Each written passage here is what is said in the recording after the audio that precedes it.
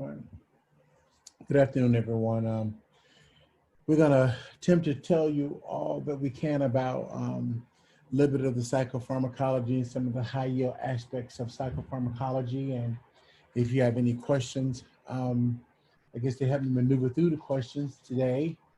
I'm going to try to give you some of the high-yield material that you will see on the examination, as well as give you just a general overall review. One thing we do know that one thing that oftentimes comes up is there's always a question or two that hits on NMS, on serotonin syndrome. And so we want to be able to just give you just some review of those. Very good high yield. You're usually gonna get 2 or 3 questions from this. As you can see, temperature. We know with NMS, we get the fever above 101.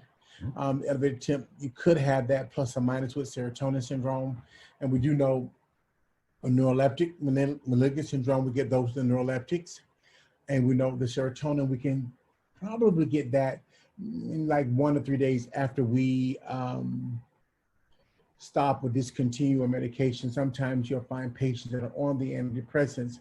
Sometimes they'll do what is called some of those drug holidays. And we're going to talk a little bit more about that later on in the lecture. But this is just some of those overall symptoms.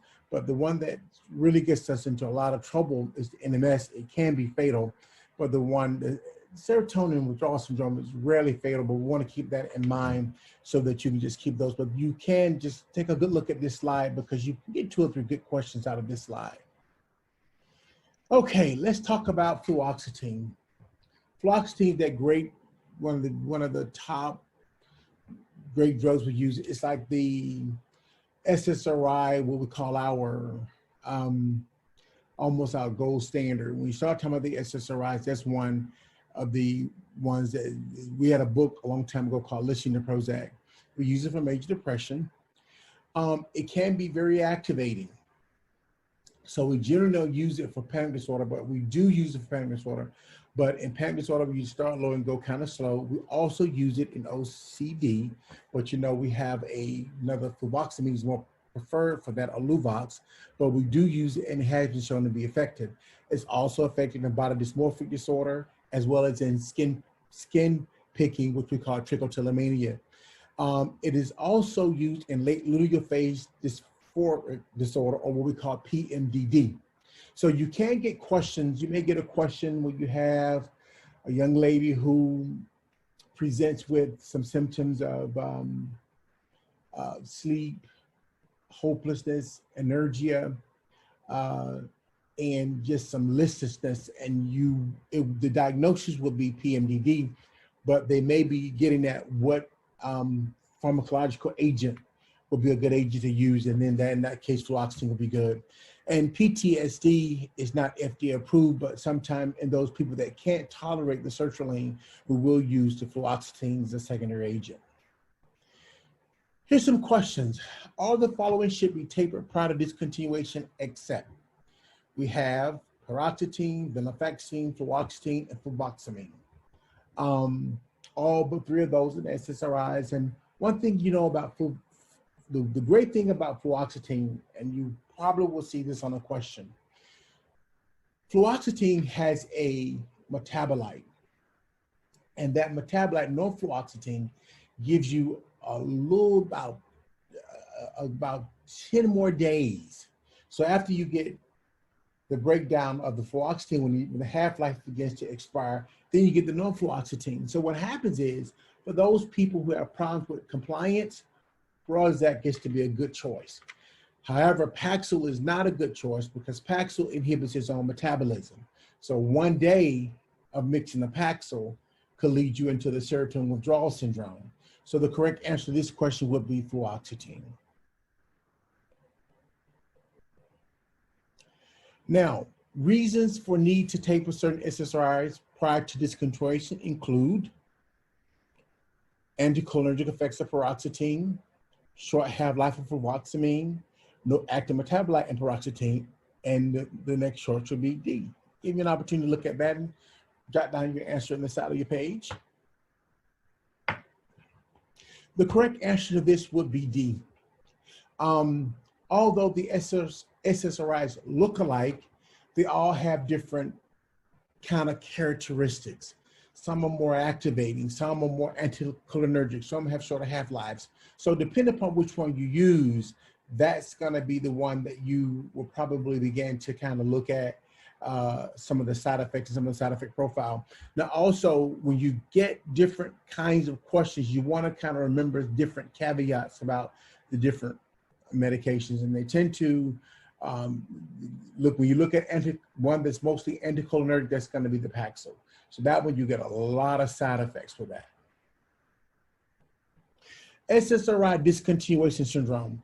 The key to this, and you will probably see something that looks like this on the examination. The depression that you'll get, or the mood discrepancy that you'll get with SSRI discontinuation, that depression, sometimes it comes back almost tenfold. So when people have started, they've done well on Zoloft, done well on Prozac, done well on Lexapro, or done well on some of the antidepressants, and then they stop, that depression, when it comes back and they experience a discontinuation syndrome, that depression is usually more fulminant. And that's a phenomenon that we've seen. Now, in some cases, people stop and there are no issues, but those that experience the discontinuation syndrome can experience what a more fulminant kind of experience of the actual mood disorder. One thing you'll find is that you'll see one of the black box warnings. We don't really like the use of the SSRIs in the adolescent population because it's an increased incidence of suicidality. Now, the rationale for that has not really been clarified with that black box warning, but it is there. But one of the questions is that secondary to non-compliance with the SSRIs, or is that just because the drug becomes more activating once you start? So those are the two kind of caveats that have not really been clarified, but we do know that the FDA now requires that to be listed. Flu-like syndrome, nausea, vomiting, fatigue, and lethargy, psychological irritability, anxiety, depression, crying spells, sensory and sleep disturbances emerge 1 to 3 days following discontinuation. This is very common with people. Sometimes you hear patients take drug holidays on the weekends, because we do know one of the more prominent side effects of some of the SSRIs is that impact on the libido energy. And so what some people would do, especially those on some of the shorter half-life like Luvox or some of the Zoloft, they would take a weekend off, because they'll find that taking the weekend off, they can have a nice weekend, where sometimes the libido energy comes back. But then if they don't start the medication back in a great time fashion, they can begin to experience some of these symptoms. Sertraline and consultational medical unit. This is Zoloft. Zoloft will come, you're probably going to get some consult liaison questions on the examination. So you're going to get a lot of different choices, which one to choose. So I want to talk a little bit about sertraline as it relates to medical consultation. Usually you get medical consultation for people in the ICU, people status post-MI, people who are really kind of in some trouble now. Now in COVID-19, you're going to begin to see, they're going to call us for the site consults. So you want something that's going to give you a relatively decent start, but that's not too activating. Sometimes Paxil can be a little bit more activating than you would like, and sometimes fluoxetine can take a little longer. But sertraline is good because it's shown to have fewer drug-drug interactions. It's been shown to be safe in cardiac patients, and no detrimental effects on the heart function, and treated depression and MI effectively, but more effective for those with pre-existing depression. So what it's saying is that, you know, people who had some depression before the MI, it was actually more effective for those people after the MI. So if you are already depressed, you on it, you got an MI, great drug, but it really helps all the way around. And it also may decrease platelet adherence, and that's something that will be an added benefit of the sertraline. Paxil.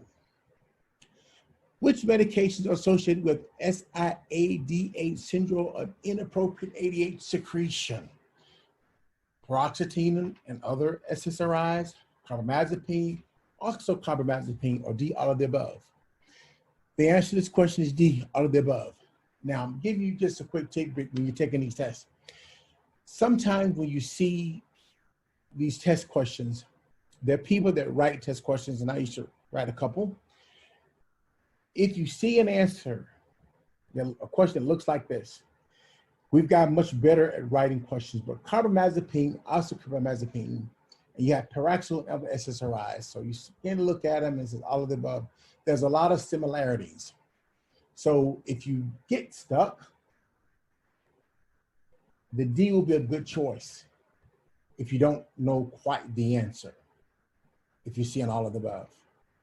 Also, a good thing to do when you're taking these examinations is choose the letter of the day, because they're only going to have 4 or 5 selections, A, B, C, D, or usually the 4, and rarely they'll have an E. But if you choose the letter of the day, what happens is if you always choose that letter, B, each time, then that increases your score by what, 25%. But if you choose an A sometime, B sometime, C sometimes, but always choose the same letter of the day, and that's always helpful. But the correct answer here would be D. This is one of those questions that some things that you just have to know as we relate to psychiatry. Psychiatry is that medicine when the doctors are confused inside of the hospital and don't know what to do, they always call the psychiatrist. Now, this is rare, but one study indicated that it occurred in 12% of patients on Paxil. Hyponatremia is seen early in patients with Paxil.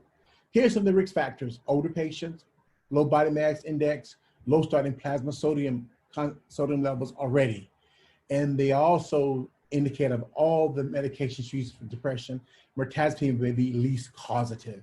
So the question will probably look like an elderly person who has some abnormal labs, who's been treated for depression.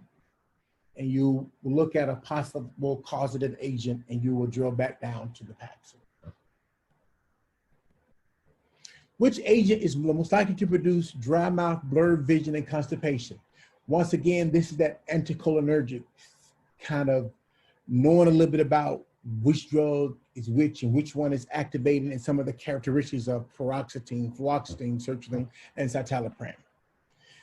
Take a few minutes and look at the question.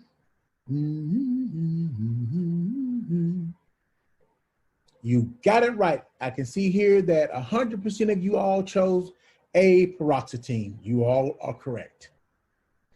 Paroxetine, this is the most potent inhibitor of the serotonin transporter, 5-HTT, and norepinephrine transporter among the SSRIs. Remember, paroxetine causes a lot of nasty side effects. Why?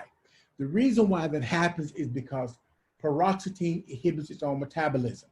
So what happens is you take the paroxetine, you take it every day. It's a great drug, it's activating. People who like it love it. People who tend to be non-compliant don't really like it a lot because of the side effects and the other issues that come along with it.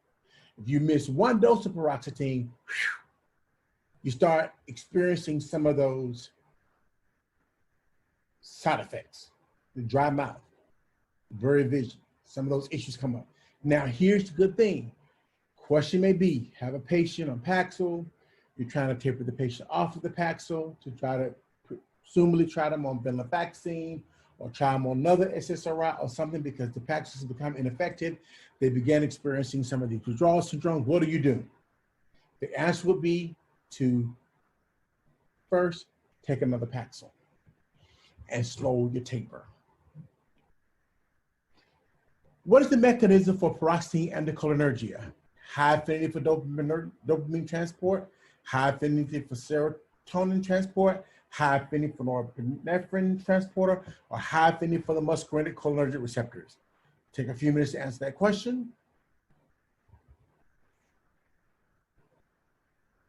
And I can see that you all answered that correctly. D, high affinity for the muscarinic cholinergic receptors. Panic disorder. Now, you're going to get some questions, of course, to talk about all of these phenomena that we treat. And you kind of want to know the buzzwords and the buzz answers. Although all SSRIs are effective for MDD, but paroxetine has been shown to be most effective for panic. So CBT with Paxil are the buzzwords for